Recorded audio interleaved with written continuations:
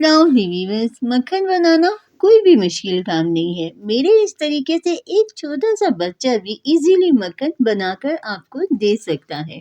आप डेली दूध की इजाफी मलाई को फ्रीजर में जमा करते जाइए। जब काफी ज्यादा मिकदार में मलाई जमा हो जाए तो फ्रीजर से निकालकर जमी हुई मलाई को मेल्ट होने के लिए बाहर रख दें। हाँ जी, फ्रीजर से निकाला हुआ मलाई का बर्तन कम्प्लीटली जब मेल्ट हो जाए तो फिर एक खुले बर्तन में सारे मलाई को डाल दें। अच्छा, मैं बताता हूँ कि आपको मलाई कैसे बर्तन में बनाना चाहिए। बर्तन या तो प्लास्टिक का हो या फिर स्टील का या शीशे का।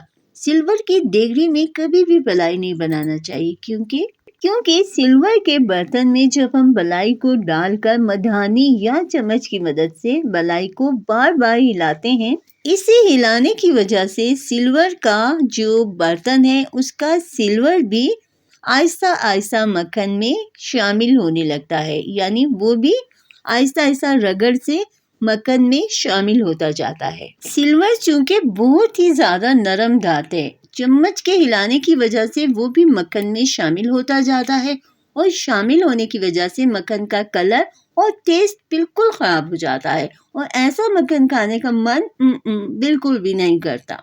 सबसे बेस्ट प्लास्टिक या शीशे का बर्तन होता है या फिर स्टील का।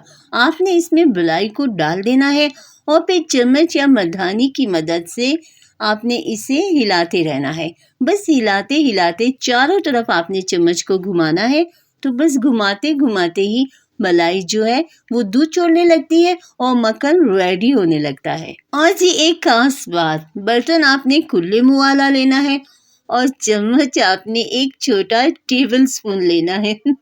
वो क्यों? वो इसलिए कि छोटे चम्मच पर जब आपके हाथ का ताकत ज्यादा सर्व होता है तो इससे वेट लॉस में भी इजाफा होता है। अपना जिंदगी में हर काम एक्सरसाइज समझकर किया करें क्योंकि कुछ कैलोरीज तो हमारे काम करने से भी बर्न होती हैं। फ्रीजर में रखा हुआ मलाई का मक्खन इजीली एट वंस चम्मच चलाते चलाते ही बन जाता है। वैसे भी ब्लेंडर में मलाई को डाल के मक्खन बनाया जाता है, मगर इस तरह से सारे का सारा लग लबेड़ हो जाता है। ये बहुत इजी तरीका है कि आप चम्मच चलाते जाए, मक्खन एट वंस रेडी हो जाएगा। हर काम मशीनरी से भी ना लिया करें, बल्कि कुछ काम अपने हाथों से भी किया करें ताकि फैटी बॉडी होने से बचा जा सके। मलाई से जैसे जैसे मक्खन बनता जाता है, सारा दूध मक्खन से निकल जाता है। आपने मक्खन को बनने के बाद 5-6 पानियों से अच्छा तरह धोने के बाद किसी महफूज बर्तन में सेव करके फ्रीजर में रख लेना है। मक्खन खाया करें और ज्यादा अच्छा है कि घर का बना हुआ मक्खन खाया जाए। अच्छा, मक्खन का पराठा बनाकर खाया करें, ये इतना मजे का बनता है कि सुभान अल्लाह और सेहत के लिए भी बहुत ही बेहतरीन है मक्खन। अच्छा, बहुत से लोग मक्खन का यूज इसलिए भी नहीं करते कि कहीं फैटी बॉडी ना हो जाए, क्योंकि इसमें चिकनाई होता है। वैसे तो ये विटामिन ई है, विटामिन ई से भरपूर रिच है। ये मोटापा कम करने का आसान सा मुजर्रब रूहानी हल बता रहा हूँ। आपने किसी भी नमाज के बाद 15 बार सूरत कुरैश पढ़कर एक बड़े बोतल पर दम करके रख लेना है और यही पानी आपने सारा दिन पीते रहना है। बोतल का दम किया हुआ पानी खत्म होने पर आपने दोबारा से यही अमल दोहराना है।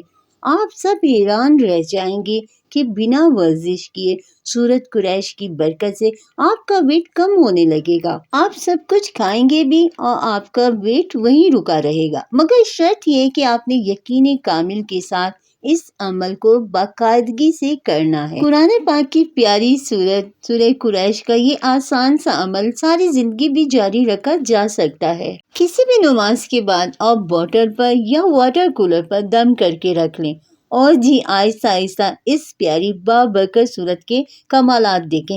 आप रियली हैरान रह जाएंगे।